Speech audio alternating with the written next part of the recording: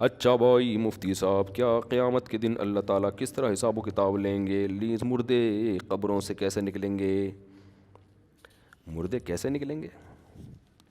ایسے نکلیں گے، زندہ ہو جائیں گے بالکل اسپیڈ کے ساتھ۔ حدیث میں آتا ہے، ایک روایت میں آتا ہے کہ جیسے ہم جب گھاس پہ بیٹھتے ہیں نا، جب اٹھتے ہیں تو گھاسوں کے تنکے نہیں ایک ایک کر کے کیسے اٹھتے، اس طرح قبروں سے لوگ اٹھنا شروع ہوں گے۔ تو آنن فانن یہ کام ہوگا۔ فَإِذَا هُمْ قِيَامٌ يَنظُرُونَ، پیدا کرنے میں تو اللہ نے 9 مہینے لگائے تھے ماں کے پیٹ میں بننے میں، لیکن دوبارہ اللہ کہتے ہیں ایسا پیدا کروں گا اچانک کھڑے ہو کر دیکھنے لگیں گے یہ۔ تو اس طرح اللہ اپنے بندوں کو پیدا کرے گا۔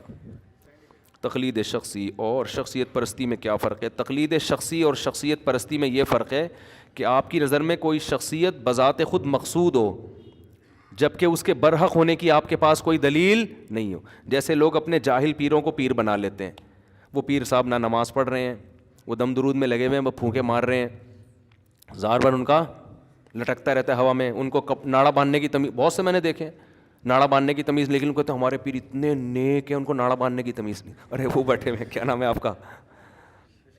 مشکات بھائی بیٹھے ہوئے ہیں، وہ آج کل آپ کے آ نہیں رہے مارکیٹ میں، آ رہے ہیں؟ اچھا، بنانا چھوڑ دیا گیا؟ بنا رہے ہیں کہ ہمارے پیر صاحب اتنے نیک ہیں ان کو ناڑا باندھنے کی تمیز، اللہ اتنے پہنچے ہوئے۔ وہ بھائی یہ تو جس کو ناڑا نہیں باندھنا آ رہا وہ تمہیں کیا گائیڈ کرے گا یار؟ یہ ہے اندھی تقلید، اپنے پیر کی ہر الٹی چیز کو کیا کرنا، پیر پورا الٹا ہے، لڑکیوں سے بے محابہ مل رہا ہے اور پھینکے جا رہا ہے اور پتہ نہیں کیا کیا لوگوں کو الو بنا رہا ہے، فرض نماز جان کر چھوڑ رہا ہے، داڑھی کاٹ رہا ہے، لیکن پہنچے ہوئے بزرگ ہیں جو خواب میں آ گیا تھا۔ اس طرح کے جاہل لوگوں کے پیچھے چلنا یہ اندھی تقلید ہے۔ اور ایک تقلید علی وجہ البصیرہ ہوتی ہے، آپ جس کو فالو کر رہے ہیں اس کے برحق ہونے کی آپ کے پاس دلیل ہو۔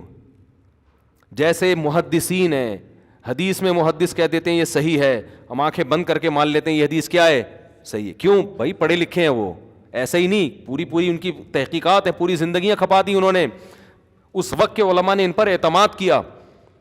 اسی طرح کسی مفتی جس پر علماء اعتماد کرتے ہیں وہ فتویٰ دے دے، لوگ مانتے ہیں بھائی یہ تو بڑے مفتی ہیں، ان کے پاس تو علم ہے، تو یہ تقلید اندھی تقلید نہیں کہلائے گی۔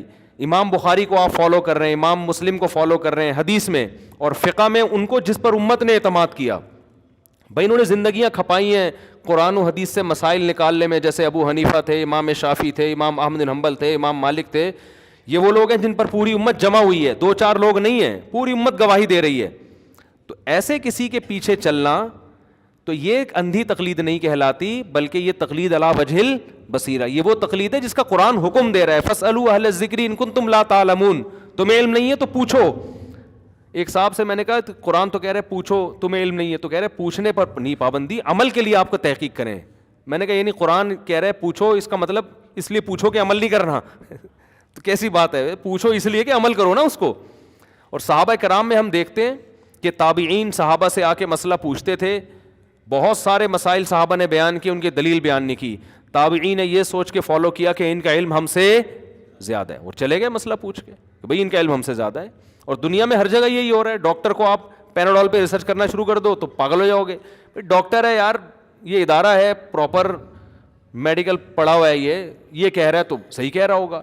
تو پوری دنیا اسی اصول پہ، دین میں بھی ایسا ہی ہے، دنیا میں یہ نیچرل ہے، یہ فطری چیز ہے، اس کے لیے تو قرآن و سنت سے دلائل بھی نہیں چاہیے، لیکن قرآن و سنت میں اس پہ دلائل بھی ہیں، تو یہ اندھی تقلید نہیں کہلاتی، یہ تقلید علی وجہ البصیرہ کہلاتی ہے۔ اور جتنے لوگ اس طرح کی تقلید نہیں کر رہے نا، وہ اندھی کر رہے ہوتے ہیں اپنے کسی بابے کی، لیکن کہہ رہے ہوتے ہیں کہ ہم مقلد نہیں ہیں۔